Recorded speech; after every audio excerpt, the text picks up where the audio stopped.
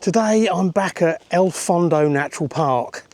It's been a little while since I've been here, I don't know, a month or so, maybe a bit longer. And I'm trying to come back here on a fairly regular basis, once a month or so, as the seasons change, to see what happens with the wildlife here. So that's what I'm going to be doing today. Bit of wildlife photography, obviously mostly birds because that's mostly what's here, but you never know, there might be some other stuff as well. I hope you'll enjoy the video. If you do and you're new here, don't forget to hit subscribe before you go.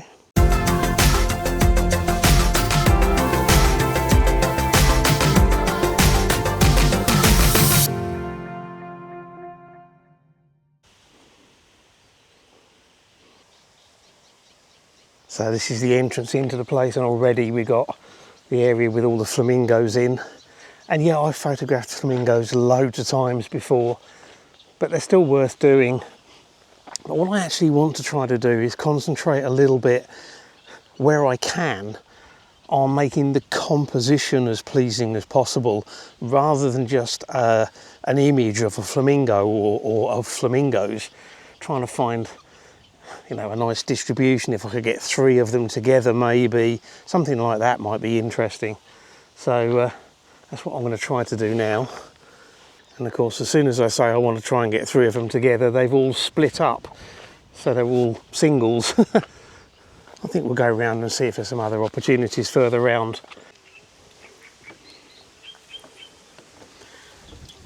Round onto the beginning of the walkway that runs through this lagoon here. This is one of the top spots for kind of seeing as much as possible. There's one flamingo out there that's very pink compared to most of the others, but it's a long way off. But I'm still going to try to do a shot of it.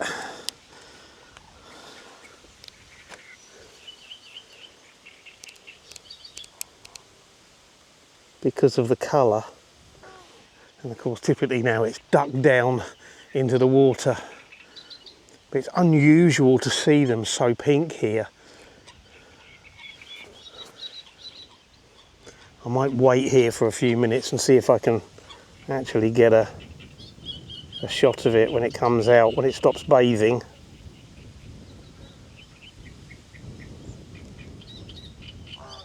Like that. Oh yes.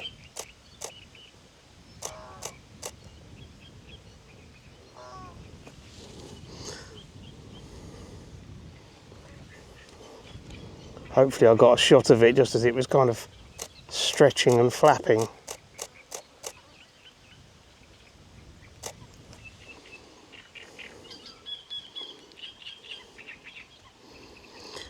It will need a bit of cropping, but that's okay, as long as I've got it sharp, which I think I have.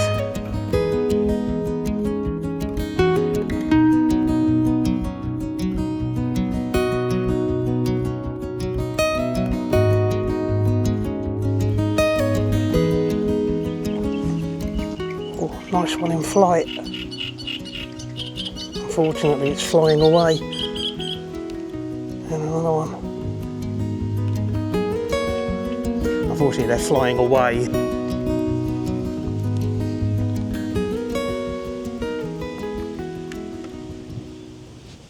Little kind of quite pale looking duck down here. I'm wondering if I can get a low point of view on it.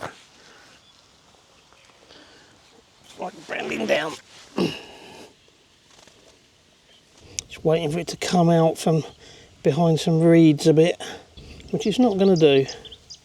I can get it from a higher angle, all right. Maybe if I come along here a bit.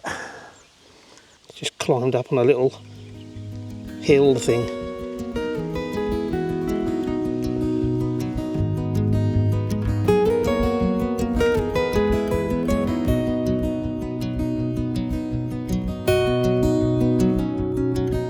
Squacco Heron, I think, sitting up on the railing here. That's gone to pro capture, and then hopefully if it takes off I might be able to get it.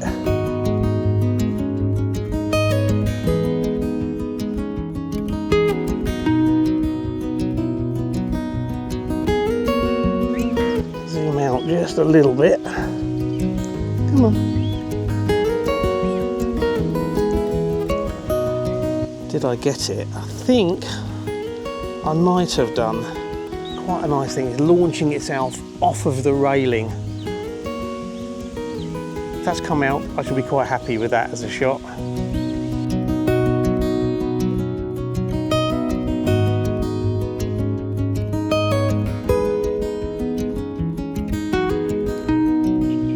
Okay, quick chat then about the camera settings that I'm using. I've got the image stabilization turned on both the camera and the lens. Because this is the Mark 1 version of the 100 to 400, there's no synchronization, but they don't seem to be fighting each other. And I'm generally shooting with pretty fast exposure times anyway. For relatively static or slow moving subjects like the flamingos in the water where they're not moving very much, I'm shooting full manual exposure, so I'm controlling aperture, shutter speed and ISO, and I'm just using a single point, single shot autofocus because that's good enough for capturing those kind of images. Where things change is when we got stuff that's moving. The bird sitting on the post there, don't know what it is, but I like it. Come down this way to try and get a cleaner background behind that little bird on the post. The wind keeps blowing through and it kind of ruffles the feathers and occasionally it moves its wings around, but I can't see any sign that it's actually going to launch.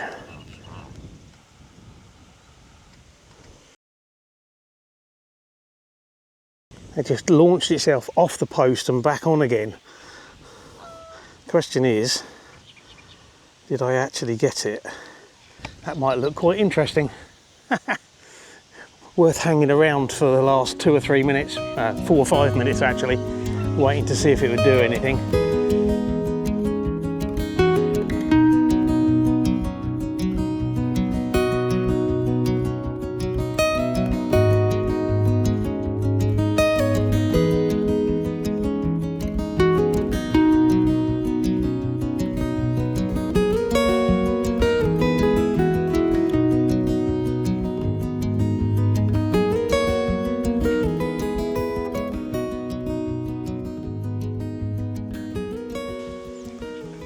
I wanted 3 flamingos earlier and now I've got them, but typically they're facing in 3 different directions.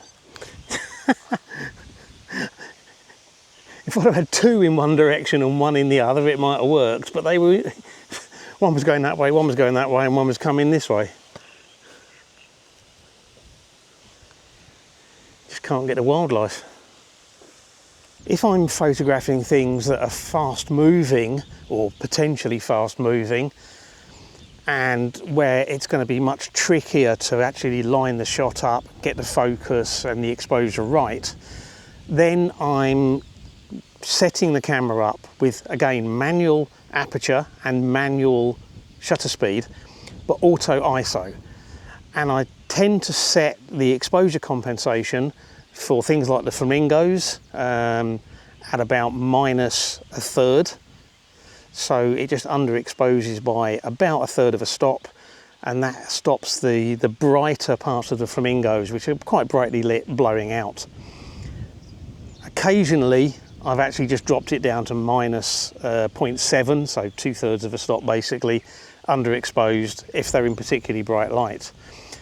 Also on those, I tend to be using like a high-speed continuous shooting, and I'm using bird autofocus detect, so subject tracking for birds, and that's working fine for both birds in flight and birds in the water.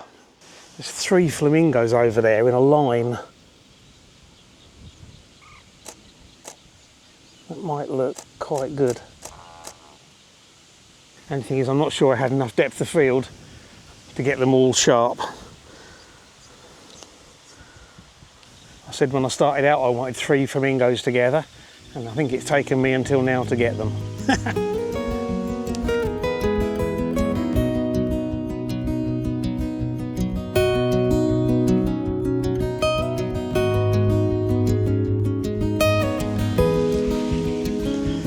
Squacco Herons down in some reeds here, and I keep hoping it's going to come out. It it's hunting.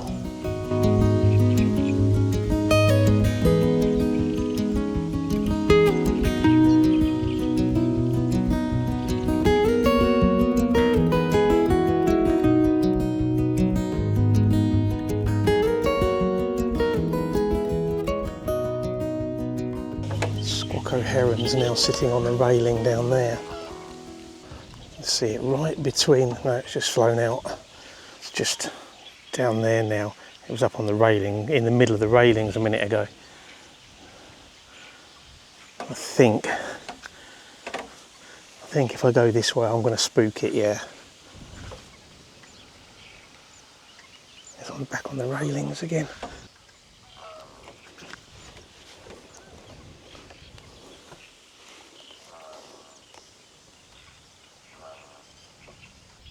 This is why you've got to avoid getting distracted.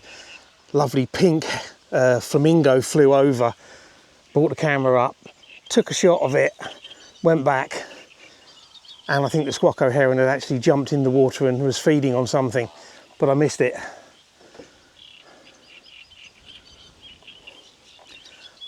I've really got to learn not to be distracted when I'm doing these kind of shoots.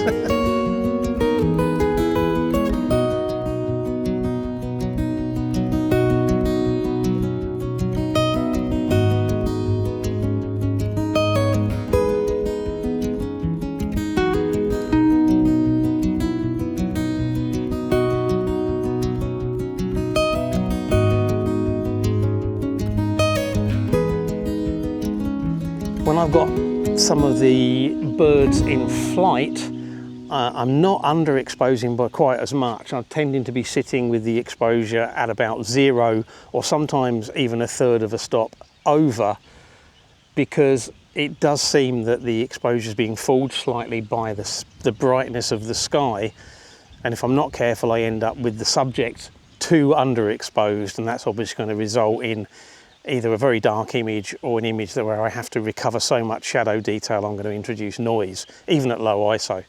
Now when I've got a subject that I think is going to do something interesting, when I was photographing the Squacco Heron sitting on the railing and the bird on the post over there, where I was hoping it was going to do something, I then went into pro capture mode. So the same exposure settings and the same focus settings, but in pro capture, what happens on this is you hold the shutter button part way down and it records images to the buffer. If you release the shutter button, in other words let it go, those images are deleted. But if you press the shutter button down, then a certain number of images, both before and after the press, are then saved to the card. And that maximises the chance of capturing the action without taking lots and lots and lots of throwaway images, although there'll still be some throwaways. Looks like a nice egret over there, but it's got quite a lot of reeds around it, which doesn't make it the easiest shot to get. I think I got a better angle on that egret that was sitting over there. It hasn't got so many reeds in the scene.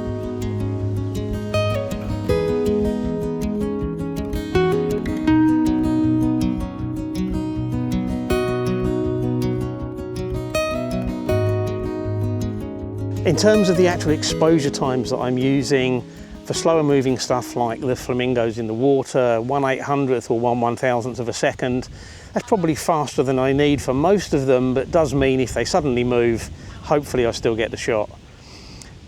For the faster moving stuff, birds in flight, and when I'm trying to capture action, I'm actually shooting at 1/2500th of a second, which is normally fast enough to capture most of the stuff that's around here, hopefully keeping it nice and sharp with no motion blur. And I'm not shooting this wide open aperture wise. Wide open, this is f6.3. I'm shooting at either 7.1 or f8, just because I think that actually this lens is probably fractionally sharper, just stopped down a little bit.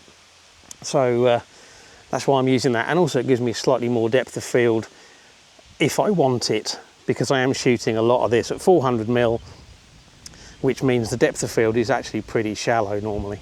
There's a Squacco Heron over there again now, and it kind of looks like it might be stalking something. It's stopped now. You never know, it might do something interesting. So let's see if we can get a shot of it.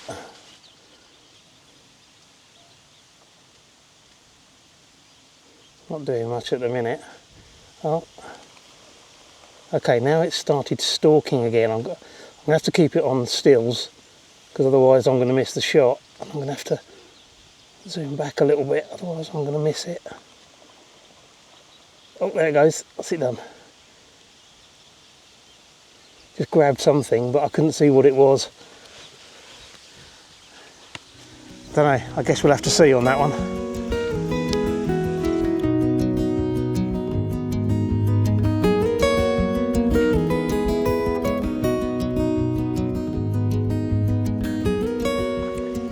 I've been out here for about 2.5 hours now and it is hot. We're into summer now, daytime excursions are much harder to do, but I do enjoy doing them. So, you know, I'm going to keep on trying to do some. I've shot quite a lot of images, probably far too many, and I'll have shown you what I think are the best ones. So you'll have to let me know what you think. I hope you've enjoyed the video. If you've enjoyed it, don't forget about giving it a like and maybe leaving me a comment to let me know. And if you've enjoyed this video and you're new here and you want to see more of my photography, don't forget to hit subscribe before you go. As always, I really appreciate you taking the time to watch, so thank you very much. And until next week, bye.